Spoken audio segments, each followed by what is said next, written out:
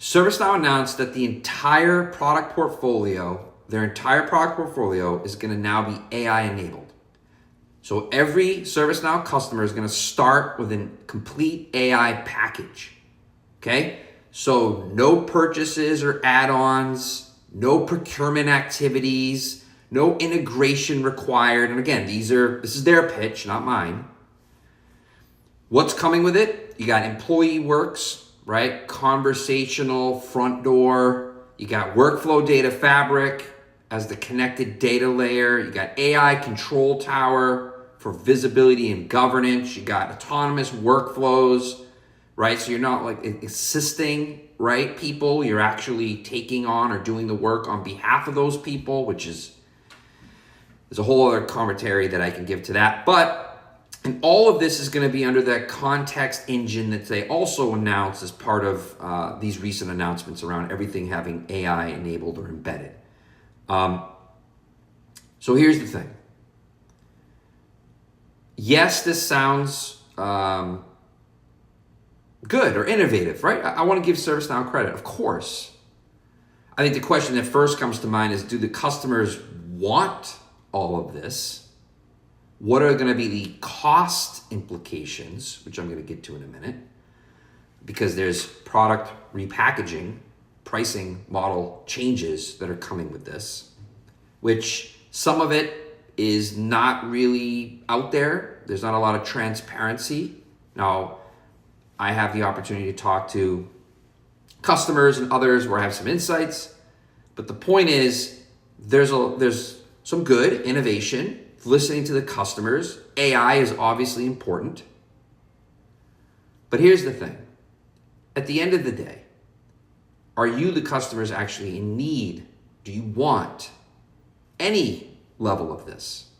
Right? That's the real key. And if you don't, what does that mean?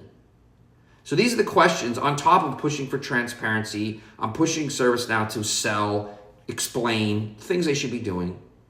You need to ask yourselves and come to those conversations with, do you need this now, at renewal, or any point? And what if you don't?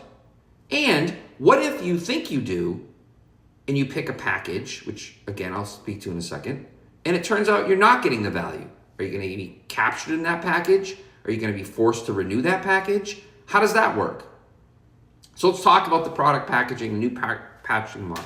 So it's still hybrid, still has a consumption-based component, which I have spent a massive amount of time on, right?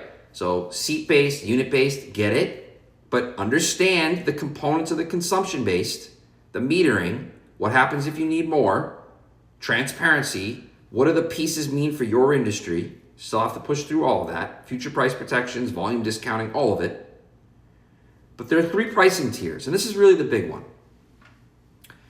Effectively, the pitch is you can choose, customers, based on your AI maturity, which one you want.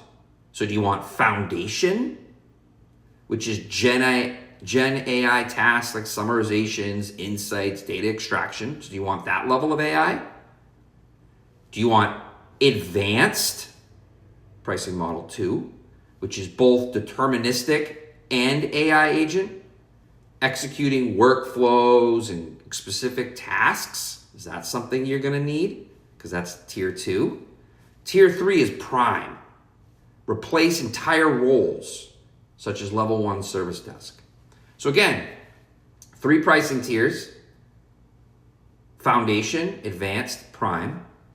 All of their products are going to have a AI enablement, employee workflows, workflow data fabric, AI control tower, autonomous workflows, and underneath it, context engine. Now again, those pieces, how much you get, are going to tie back to those pricing tiers. So again, in summary, I understand the innovation component to this. I do. But as customers, you need to understand what's it cost, what happens if you don't actually need it, and what is it going to look like in the future relative to pricing, flexibility, investments, and so forth. Because they're painting it as this is so easy. It's gonna be so easy. No integrations, no procurement exercises, separate purchases needed. Great, but there's problems still, and they need to address them before you sign up.